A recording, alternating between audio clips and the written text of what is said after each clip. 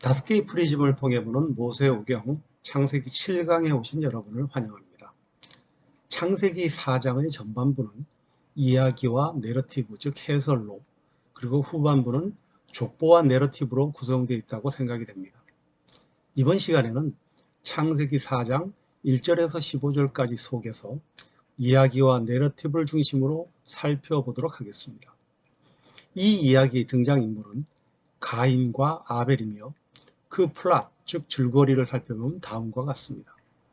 먼저 발단은 창세기 4장 1절에서 2절까지로 봤고요. 불순종의 죄로 인해 에덴 동산에서 추방된 아담과 하와는 동침하고 가인이라는 첫 아들을 낳습니다. 하와는 하나님의 도우심으로 아들을 얻었다고 말합니다. 그 후에 그들은 가인의 동생 아벨을 낳게 되죠. 아벨은 양치는 자였고 가인은 농사짓는 자였습니다. 전개 과정은 창세기 4장 3절에서 7절까지로 봤고요. 세월이 지난 뒤에 가인은 땅에서 거둔 곡식을 하나님께 제물로 바쳤고 아벨은 양떼 가운데서 맛배의 기름기를 바쳤습니다. 하나님께서 아벨과 그가 바친 제물은 반기셨으나 가인과 그가 바친 제물은 반기지 않으셨습니다. 그래서 가인은 몹시 화가 나서 얼굴빛이 달라졌습니다. 하나님께서 가인에게 말씀하셨죠. 어찌하여 내가 화를 내느냐? 얼굴빛이 달라지는 까닭이 무엇이냐? 내가 올바른 일을 하였다면 어찌하여 얼굴빛이 달라지느냐? 내가 올바르지 못한 일을 하였으니 죄가 너의 문에 도사리고 앉아서 너를 지배하려고 한다. 너는 그 죄를 잘 다스려야 한다. 절정 과정은 창세기 4장 8절에서 12절로 봤는데요. 가인이 아우 아벨에게 말을 합니다. 우리 들로 나가자. 그들이 들에 있을 때 가인이 그의 아우 아벨을 쳐 죽였습니다. 하나님께서 가인에게 물으셨습니다. 너희 아우 아벨이 어디에 있느냐? 그가 대답하죠. 모릅니다. 제가 아우를 지키는 사람입니까? 하나님께서 말씀하셨습니다. 내가 무슨 일을 저질렀느냐? 너희 아우의 피가 땅에서 나에게 울부짖는다. 이제 내가 땅에서 저주를 받을 것이다. 땅이 그 입을 벌려서 너희 아우의 피를 너희 손에서 받아 마셨다. 내가 밭을 갈아도 땅이 다시는 그 효력을 내게 주지 아니할 것이요. 너는 땅에서 피하며 유리하는 자가 되리라. 말씀은 대단으로 끝나게 됩니다. 창세기 4장 13절에서 15절이죠. 가인이 하나님께 말씀드렸죠. 이 형벌은 제가 짊어지기에 너무 무겁습니다. 오늘 이 땅에서 저를 쫓아내시니 하나님을 뵙지도 못하고 이 땅 위에서 쉬지도 못하고 또 돌아다니게 될 것입니다. 그렇게 되면 저를 만나는 사람마다 저를 죽이려고 할 것입니다. 하나님께서 그에게 말씀하셨습니다. 그렇지 않다. 가인을 죽이는 자는 7갑절로 벌을 받을 것이다. 하나님께서는 가인에게 표를 찍어 주셔서 어느 누가 그를 만나더라도 그를 죽이지 못하게 하셨습니다. 이 이야기 등장인물 아벨을 통하여 하나님의 뜻, 마음을 살펴보겠습니다. 먼저 이야기 속에서 나레이터가 주는 뉘앙스를 통하여 이야기의 초점이 가인이 아닌 아벨을 향하고 있음을 암시하고 있습니다. 창세기 4장 2절에 그가 또 가인의 아우 아벨을 낳았는데 아벨은 양치는 자였고 가인은 농사하는 자였더라. 그런데 이 문장은 통상적인 문장으로 쓰여졌다면 그가 또 가인의 아우 아벨을 낳았는데 가인은 농사하는 자였고 아벨은 양치는 자였더라라고 쓰여져야 맞을 것입니다.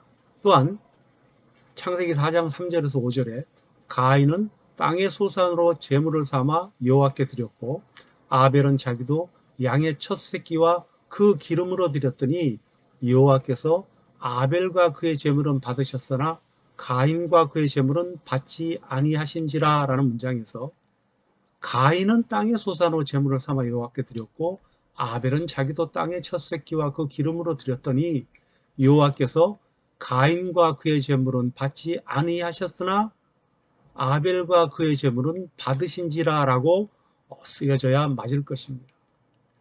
나레이트의 이 암시는 동생 아벨을 가인보다 앞세움으로 아벨이 가인보다 이야기 중심에 있음을 암시하고 있습니다. 다음으로 바친 제물을 통한 하나님의 뜻을 살펴보도록 하겠습니다.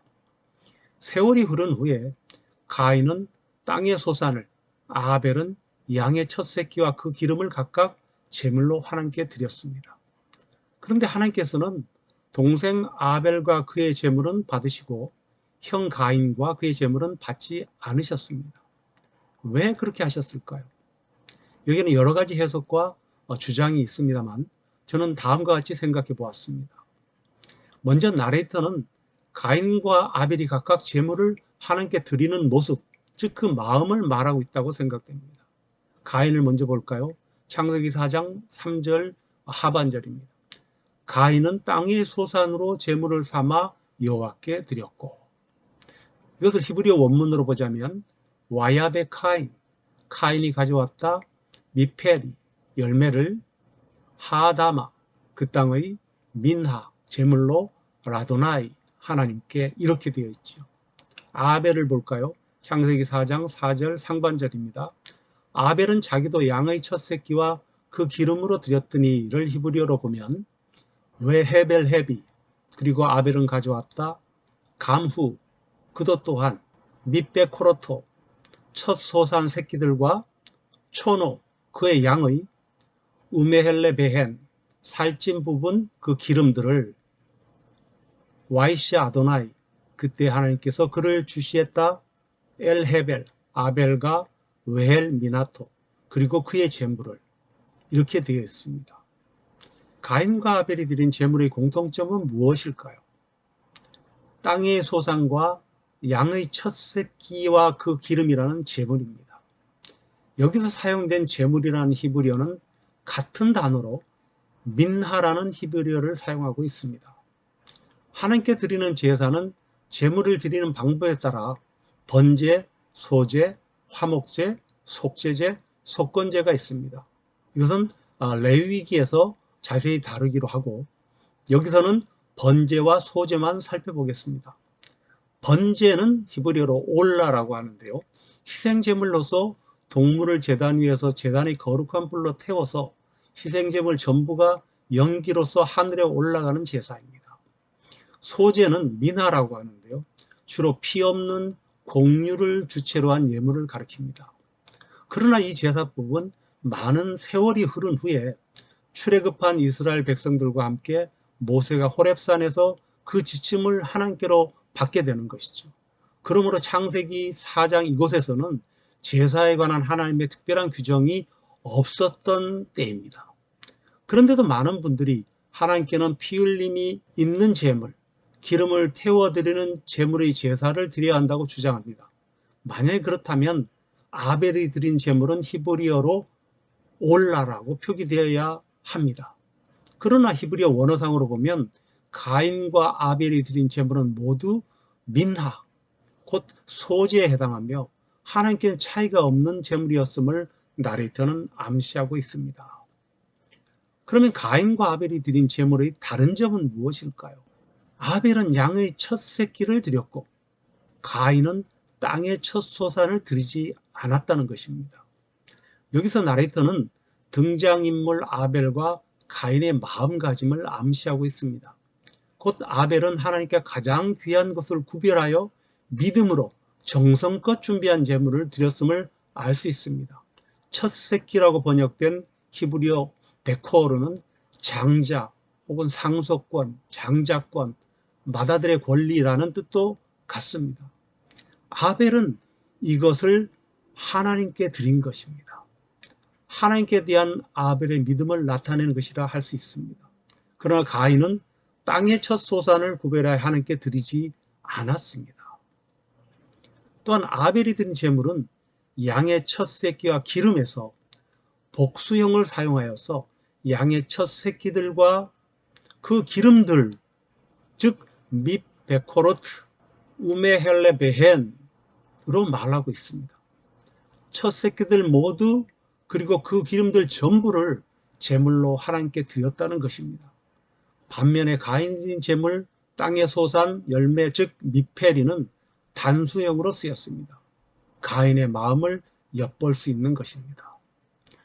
창세기 4장 4절 하반절에서 5장 상반절에 여호와께서 아벨과 그의 제물은 받으셨으나 가인과 그의 제물은 받지 아니하신지라 라는 기록에서 받으셨다는 원어 샤는 호의를 가지고 주목하다, 응시하다, 자세히 보다라는 뜻을 갖습니다. 하나님께서는 아벨과 그 제물을 주목하셨지만 가인과 그 제물은 주목하지 않으셨음을 말씀하고 있습니다. 또한 하나님께서 받으신 것은 아벨과 그의 제물, 엘헤벨 웰 민하토이고요. 받지 않으신 것 역시 가인과 그의 제물, 웨헬 카인 웨헬 민하토입니다. 즉 하나님께 드린 제물은 가인과 아벨이 민하라는 같은 제물을 드렸습니다. 그러나 하나님께서는 제물뿐만 아니라 바치는 사람, 즉 아벨의 믿음, 삶, 마음도 함께 받으셨음을 암시하고요. 가인과 그의 제물은 받지 않으셨음을 말씀합니다. 히브리서 기자는 이것에 대해서 다음과 같이 설명하고 있습니다. 히브리서 11장 4절 상반절에 믿음으로 아벨은 가인보다 더 나은 제사를 하나님께 드림으로 의로운 자라 하시는 증거를 얻었으니 하나님이 그 예물에 대하여 증언하심이라. 아벨이 드린 제사는 믿음으로 드린 것이라고 합니다. 그렇다면 믿음은 무엇입니까? 우리가 잘 아는 대로 히브리서 11장 1절 상반절에 믿음은 바라는 것들의 실상이요 보이지 않는 것들의 증거라고 말씀합니다. 그리고 히브리서 11장 6절에서 믿음이 없이는 하나님을 기쁘시게 하지 못하나니 하나님께 나아가는 자는 반드시 그가 계신 것과 또한 그가 자기를 찾는 자들에게 상 주시는 이심을 믿어야 할지니라 라고 가르치고 있습니다.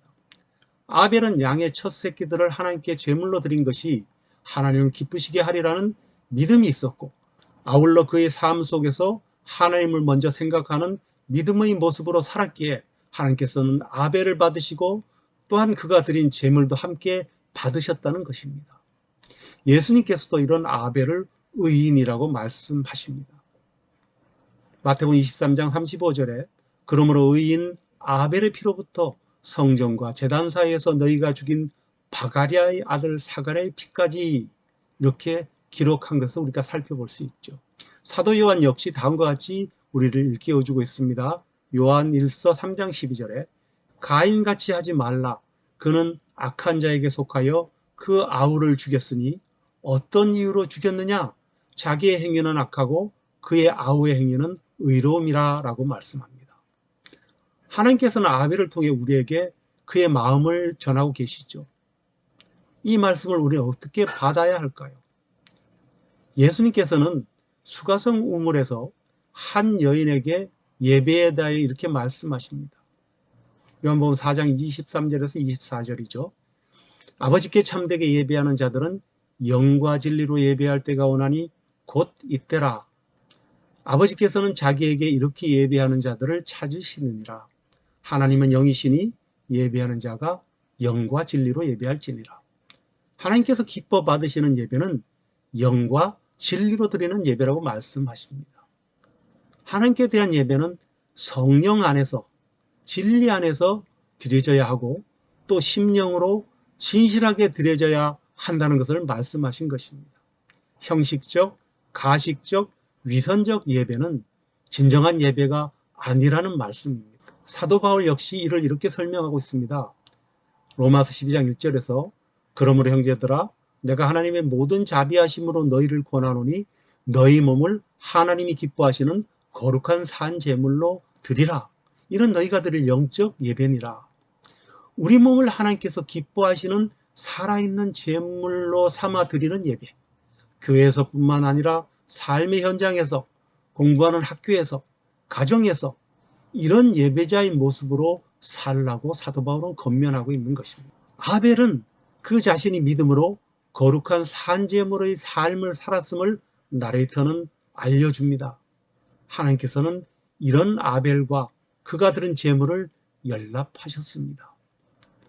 그리고 우리 또한 이런 예배자의 삶을 살기를 원하시는 하나님의 마음을 깨달을 수 있습니다. 자, 오늘은 여기까지 하고요. 다음 시간에 또 뵙도록 하겠습니다. 여러분 수고하셨습니다.